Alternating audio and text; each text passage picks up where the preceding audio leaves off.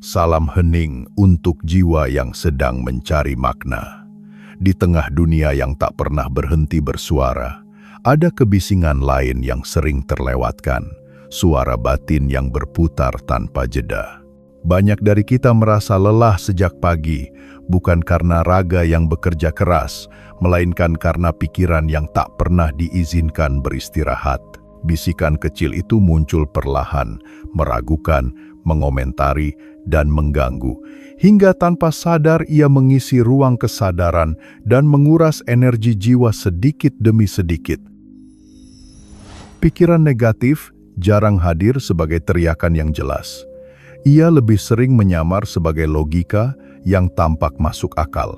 Ia mengingatkan kegagalan lama yang seharusnya sudah berlalu, atau melukiskan masa depan yang belum tentu terjadi. Seperti tetesan air yang terus menimpa batu, bisikan ini melemahkan ketenangan dan kepercayaan diri. Kita menjadi tawanan narasi yang kita bangun sendiri, terperangkap dalam lingkar kecemasan yang terasa nyata meski tak berwujud. Tanpa disadari, banyak dari kita hidup dalam mode siaga yang melelahkan, seolah bahaya mengintai di setiap sudut kehidupan. Energi yang seharusnya digunakan untuk menikmati momen kini, tersedot untuk mempersiapkan skenario terburuk. Rasanya seperti memikul ransel berat berisi kekhawatiran yang tak terlihat orang lain. Beban itu membuat warna hidup memudar, hari terasa panjang, dan kegembiraan kecil menjadi sulit dirasakan. Kebisingan batin ini bekerja di latar belakang, mengomentari setiap langkah, dan membandingkan diri dengan gambaran hidup orang lain. Ia menutup mata kita dari rasa syukur yang sederhana, dari napas yang masih setia menemani, dari detak jantung yang bekerja tanpa diminta. Ketika pikiran mengambil alih panggung utama, kita lupa bahwa kehidupan nyata sedang berlangsung di sini dan sekarang, menunggu untuk disadari dengan penuh kehadiran. Seringkali kita mempercayai setiap lintasan pikiran seolah ia adalah kebenaran mutlak. Kita lupa bahwa pikiran hanyalah produk kebiasaan, memori, dan insting bertahan hidup. Saat pikiran negatif memegang kemudi, kita menyerahkan kunci kedamaian kepada sesuatu yang tidak mengenal arah pulang. Menyadari hal ini bukan untuk menyalahkan diri, melainkan untuk membuka celah kesadaran bahwa ada pilihan lain selain bereaksi otomatis. Di balik kebisingan itu, ada jarak halus antara diri yang menyadari dan pikiran yang muncul. Kita bukan suara yang berteriak di kepala.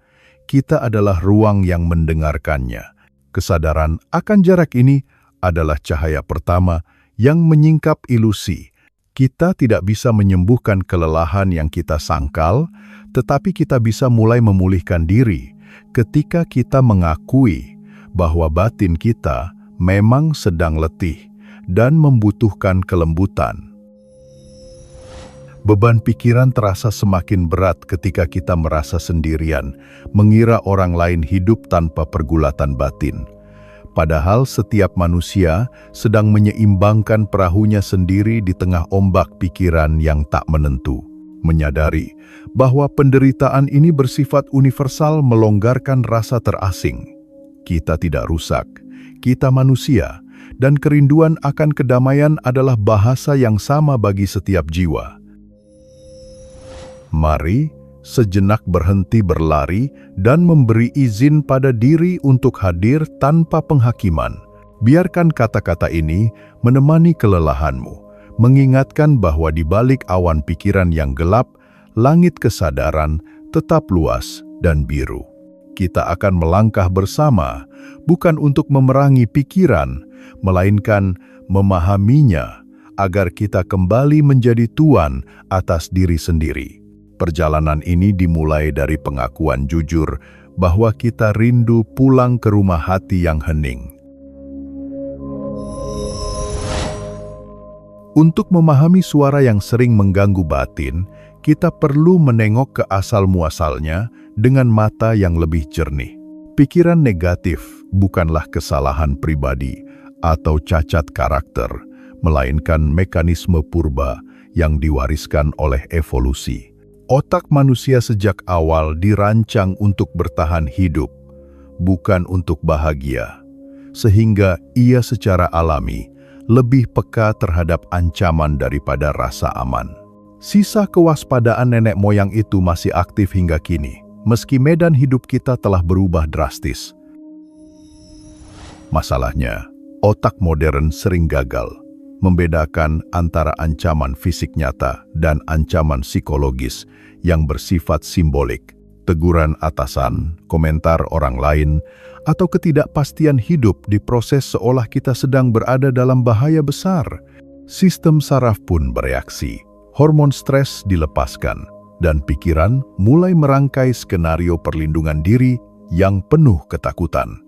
Kita hidup dalam film yang diproduksi oleh insting lama, padahal layar kehidupannya sudah berbeda. Selain faktor biologis, pikiran negatif juga lahir dari rekaman masa lalu yang belum sembuh sepenuhnya.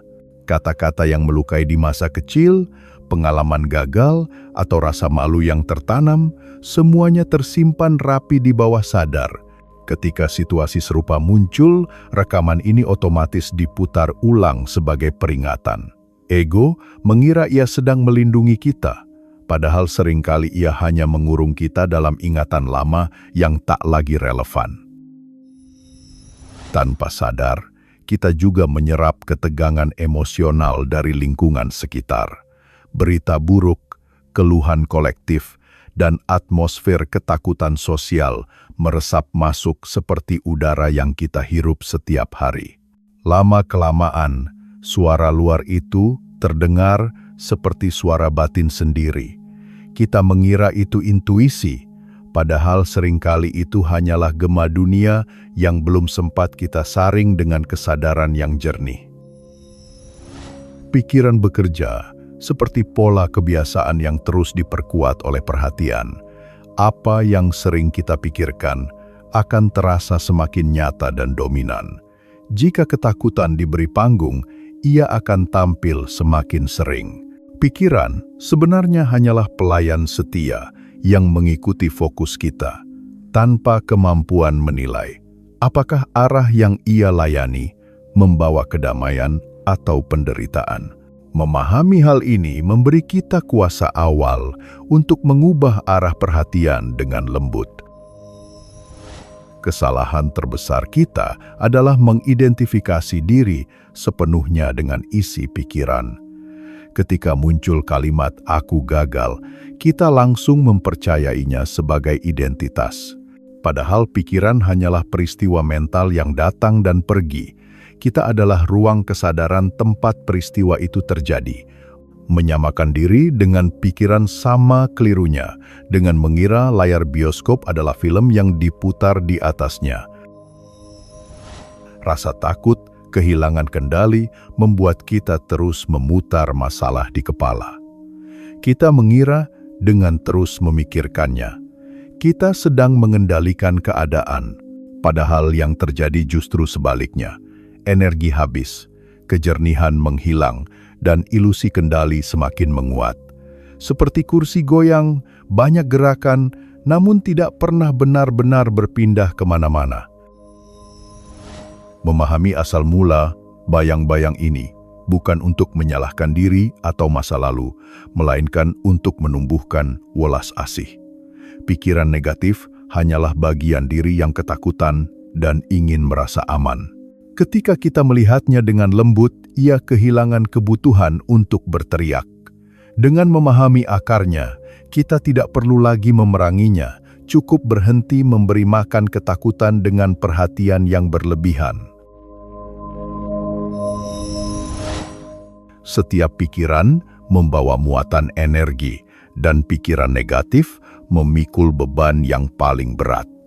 Ia bergetar pada frekuensi rendah yang menyedot daya hidup secara perlahan namun konsisten.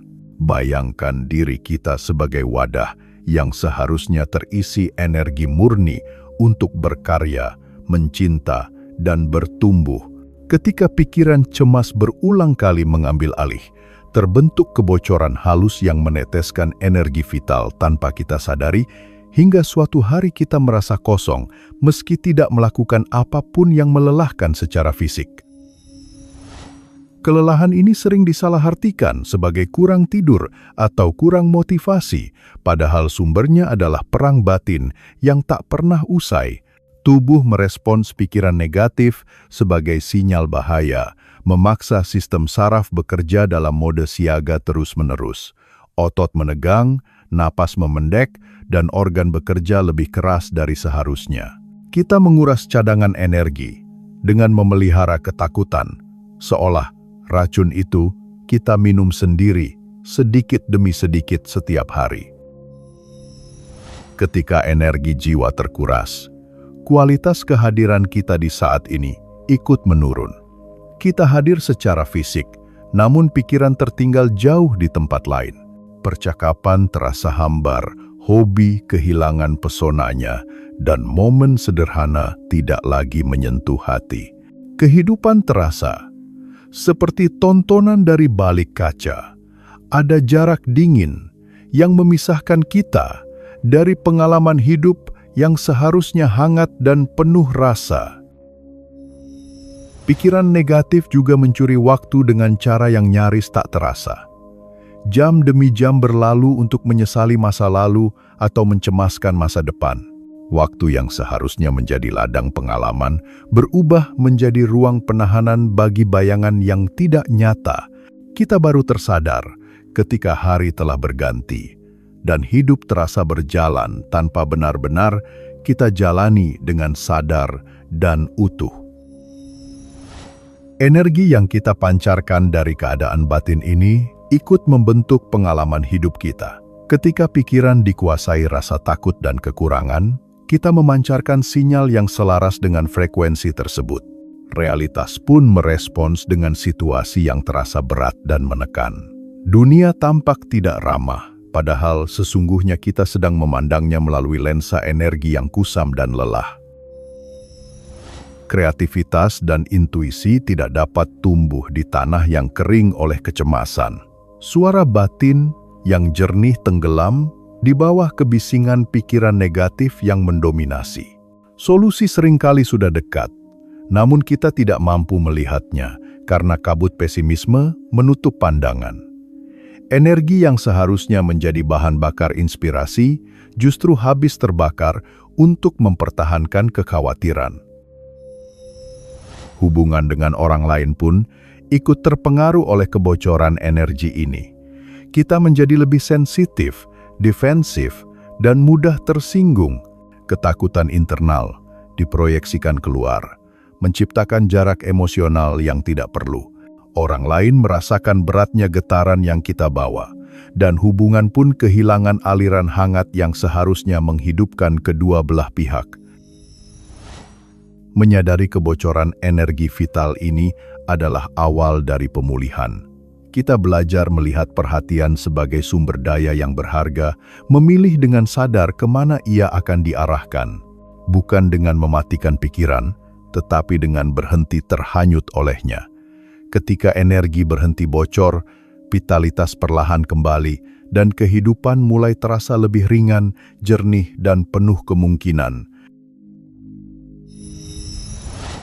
Banyak dari kita mengira bahwa cara terbaik menghadapi pikiran negatif adalah dengan melawannya secara frontal.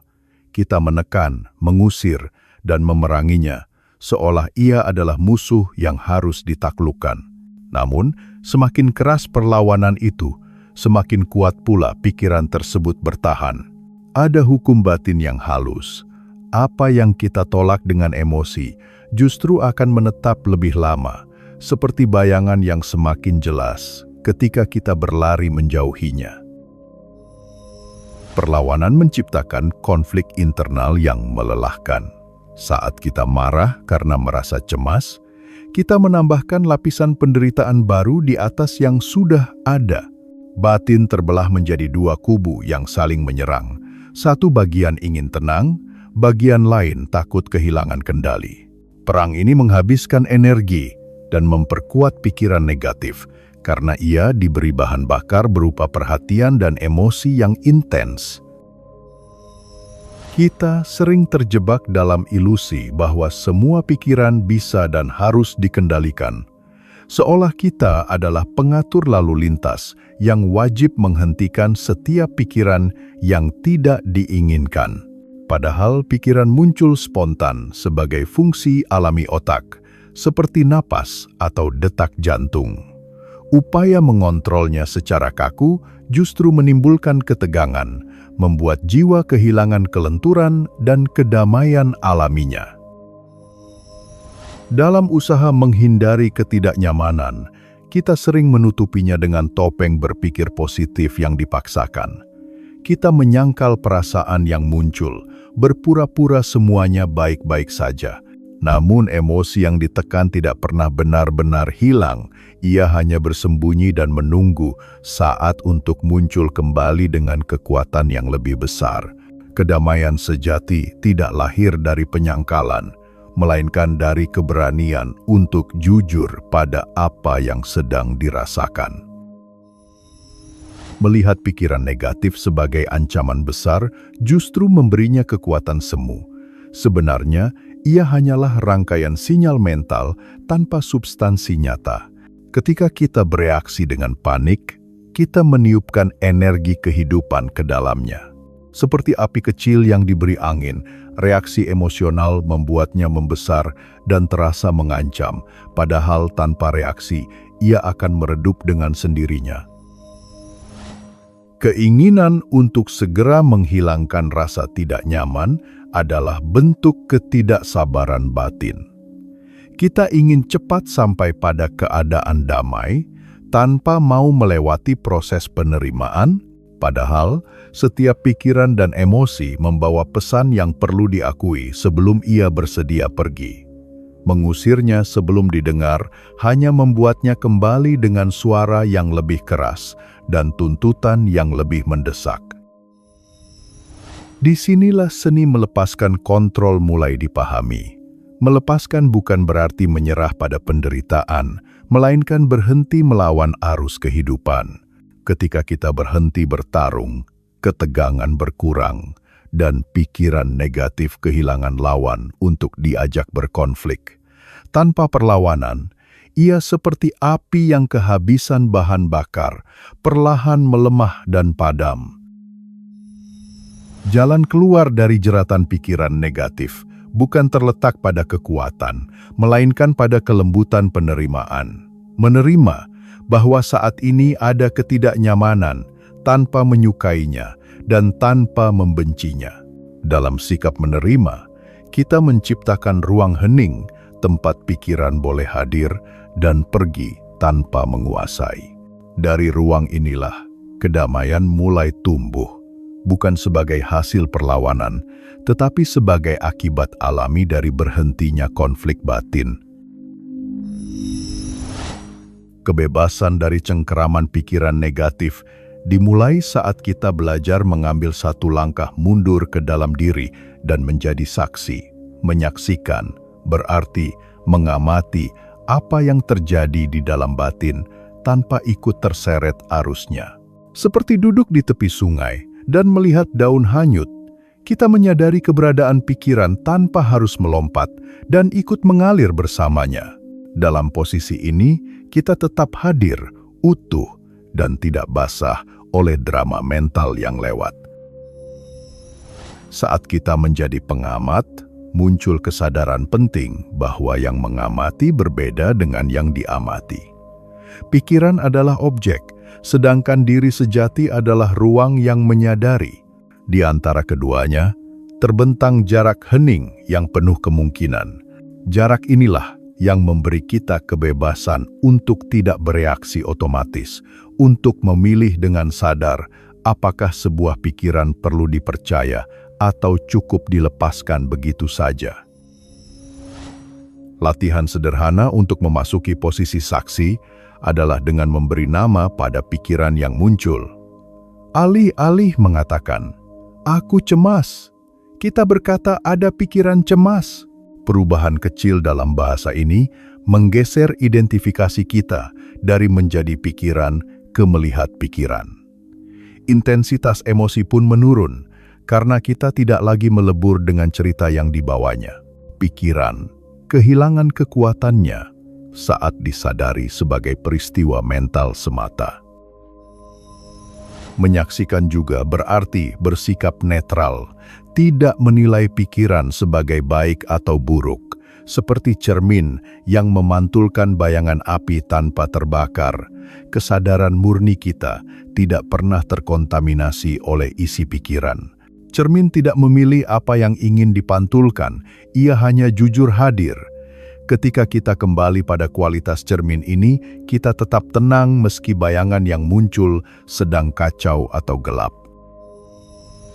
Bayangkan, kesadaran sebagai langit yang luas, sementara pikiran adalah awan yang bergerak. Awan gelap bisa menutupi matahari, namun tidak pernah merusak langit. Langit selalu lebih besar dari badai apapun. Dengan mengidentifikasi diri sebagai langit, kita menemukan rasa aman yang tidak bergantung pada kondisi pikiran. Badai boleh datang dan pergi, tetapi esensi diri tetap tak tersentuh. Dalam pengamatan yang hening, kita akan melihat sifat pikiran yang tidak kekal. Ia muncul, bertahan sejenak, lalu menghilang kembali ke ketiadaan. Tidak ada satupun pikiran yang bertahan selamanya, kecuali kita yang terus memeluknya. Dengan hanya menyaksikan, kita membiarkan siklus alami ini berjalan. Pikiran datang sendiri dan pergi sendiri, tanpa perlu didorong atau ditarik. Seni menyaksikan bukanlah sikap dingin atau menghindar, melainkan bentuk kasih sayang terdalam pada diri sendiri. Kita berhenti menyiksa batin dengan drama yang berulang dan mulai merawatnya dengan kelembutan. Ketika kita bisa tersenyum melihat pikiran konyol yang dulu menakutkan, itu tanda jarak telah tercipta. Humor dan kelapangan menggantikan ketegangan dan ketakutan lama. Latihan ini membutuhkan kesabaran, karena kebiasaan lama untuk hanyut dalam pikiran telah tertanam lama. Namun, setiap kali kita sadar bahwa kita sedang terseret lalu kembali menjadi pengamat, itu adalah kemenangan kesadaran, bukan kegagalan, melainkan momen terbangun. Semakin sering kita kembali ke posisi saksi, semakin longgar cengkeraman pikiran negatif, hingga kedamaian perlahan menjadi keadaan yang alami dan stabil. Ketika pikiran berlari terlalu jauh dan badai batin mulai menguat, kita membutuhkan jangkar agar kesadaran tidak terseret arus. Jangkar paling setia dan selalu hadir adalah napas dan tubuh kita sendiri. Pikiran cenderung hidup di masa lalu atau masa depan, sementara napas dan tubuh selalu berada di saat ini. Dengan kembali ke sensasi napas, kita secara alami menarik kesadaran pulang ke rumahnya yang paling dasar. Perhatikan aliran udara yang masuk dan keluar tanpa perlu mengatur atau memperbaikinya. Rasakan sentuhan napas di hidung atau naik turunnya perut yang lembut. Perhatian sederhana ini mengirim pesan aman ke sistem saraf, memberi tahu tubuh bahwa tidak ada bahaya nyata saat ini. Perlahan, ketegangan mereda. Detak jantung melambat, dan kabut pikiran mulai menipis dengan sendirinya. Napas adalah jembatan antara tubuh dan kesadaran. Saat kita tersesat di kepala, napas menarik kita turun kembali ke pengalaman yang nyata. Kita tidak sedang melarikan diri dari pikiran, tetapi memutus aliran energi yang memberinya kekuatan. Pikiran negatif membutuhkan perhatian untuk bertahan, dan ketika perhatian dialihkan ke napas, ia kehilangan sumber dayanya secara alami. Selain napas, tubuh menyediakan pintu masuk yang kuat menuju kehadiran. Rasakan telapak kaki menyentuh lantai, berat tubuh yang ditopang kursi, atau sensasi hangat dan dingin di kulit. Kesadaran pada sensasi fisik ini membumikan energi yang menumpuk di kepala. Kita berhenti hidup sebagai pikiran berjalan dan mulai mendiami tubuh sebagai rumah kesadaran yang utuh. Tubuh memiliki kecerdasan yang jujur dan langsung. Ia berbicara melalui sensasi, bukan cerita. Ketika kita cemas, tubuh menegang. Dan ketika kita merasa aman, tubuh melunak. Dengan menyadari ketegangan di bahu, rahang, atau perut, lalu membiarkannya melepas, seringkali pikiran ikut melunak. Relaksasi tubuh membuka pintu bagi kejernihan batin yang lebih dalam. Panca indera juga merupakan jalan cepat kembali ke saat ini. Dengarkan suara di sekitar, rasakan tekstur benda yang disentuh, atau lihat warna dan bentuk di hadapan mata. Dunia indrawi ini hidup dan nyata, berbeda dari dunia pikiran yang penuh bayangan. Dengan hadir melalui indera, kita keluar dari penjara mental dan kembali ke kehidupan yang sedang berlangsung sekarang juga. Diam sejenak di tengah aktivitas berfungsi sebagai tombol jeda bagi sistem batin. Tidak perlu waktu lama. 1 menit kembali ke napas sudah cukup untuk menghentikan momentum pikiran negatif. Keheningan singkat ini memberi ruang bagi kesadaran untuk bernapas, seperti jeda musik yang membuat nada berikutnya terdengar lebih jernih dan bermakna. Menjadikan napas dan tubuh sebagai sahabat adalah latihan yang sederhana namun mendalam. Semakin sering kita kembali ke jangkar ini, semakin mudah bagi kita untuk tidak terseret oleh pikiran. Kita menemukan tempat aman di dalam diri yang selalu bisa diakses kapanpun dibutuhkan. Dari kehadiran inilah ketenangan tumbuh, bukan sebagai sesuatu yang dicari, tetapi sebagai keadaan alami saat kita benar-benar hadir. Setelah kita belajar menyadari pikiran, menyaksikannya dengan jarak, dan kembali berlabuh pada napas serta tubuh, kesadaran perlahan mulai meluas dengan sendirinya. Kita tidak lagi sibuk mengecilkan pikiran negatif, melainkan memperbesar ruang batin yang menampungnya.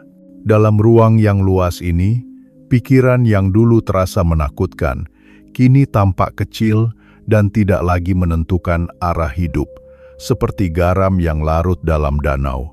Rasanya tidak lagi mendominasi keseluruhan pengalaman. Di dalam kesadaran yang meluas, kita mulai berdamai dengan kenyataan bahwa hidup selalu memuat 2 sisi. Senang dan sedih, yakin dan ragu, terang dan gelap, semuanya datang silih berganti. Kita tidak lagi terobsesi menghilangkan sisi gelap, karena kita menyadari bahwa keberadaannya tidak mengancam esensi diri. Pikiran negatif boleh hadir, namun ia tidak lagi menjadi pusat semesta batin kita. Perubahan halus, namun mendalam, terjadi ketika energi yang sebelumnya terkuras untuk mengurusi pikiran, kini kembali tersedia untuk kehidupan.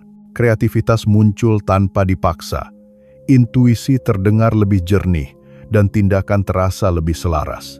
Hidup tidak lagi dijalani dengan perjuangan terus-menerus, melainkan dengan rasa percaya bahwa ada kecerdasan yang lebih besar bekerja bersama kita. Kekhawatiran berlebihan mulai kehilangan relevansinya. Dalam ruang kesadaran yang lapang, kita juga mulai memandang sesama dengan mata yang lebih lembut.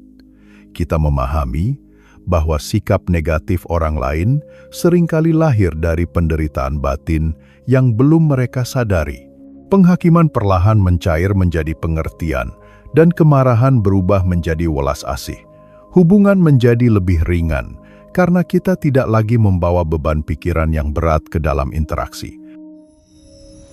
Keheningan yang dulu terasa asing, kini menjadi sahabat yang menenangkan. Di dalam keheningan itu, kita menemukan rasa utuh yang tidak bergantung pada kondisi luar. Kedamaian tidak lagi dicari melalui pencapaian atau pengakuan, tetapi dirasakan sebagai sifat alami dari kesadaran itu sendiri. Kita menyadari bahwa kebahagiaan bukan sesuatu yang harus ditambahkan, melainkan sesuatu yang muncul ketika gangguan mereda.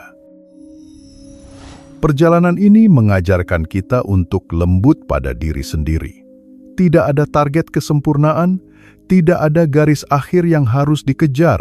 Setiap kali kita terhanyut lalu sadar kembali, itu adalah bagian dari tarian kesadaran. Kita belajar bangkit tanpa menghakimi, melanjutkan langkah dengan kejujuran dan kerendahan hati, memahami bahwa proses ini berlangsung seumur hidup. Dalam pemahaman yang lebih dalam, pikiran negatif tidak lagi dipandang sebagai musuh, melainkan sebagai guru yang menyamar. Ia mendorong kita untuk mencari ke dalam, mempertanyakan identifikasi lama, dan menemukan kekuatan yang lebih sunyi namun kokoh. Tanpa kehadirannya, mungkin kita tidak pernah terdorong untuk mengenal kedalaman diri yang sejati. Rasa syukur pun meluas, mencakup terang dan gelap sekaligus. Akhirnya, kita menyadari bahwa menguasai pikiran negatif bukan berarti menundukkannya, melainkan melampauinya. Kita hidup sebagai kesadaran yang luas, tempat pikiran datang dan pergi tanpa mengikat. Dari ruang inilah kedamaian yang stabil lahir, bukan sebagai kondisi sementara, tetapi sebagai fondasi hidup. Kita pulang ke diri sendiri, utuh, sadar, dan hadir sepenuhnya di setiap langkah kehidupan. Jika kata-kata ini beresonansi di ruang hatimu, izinkan dirimu berhenti sejenak dan bernapas lebih dalam, merasakan kehadiranmu sendiri tanpa perlu terburu-buru. Tidak ada yang harus dipaksakan, tidak ada yang harus diyakinkan. Cukup dengarkan panggilan halus dari dalam yang ingin terus menyelami keheningan dan kesadaran.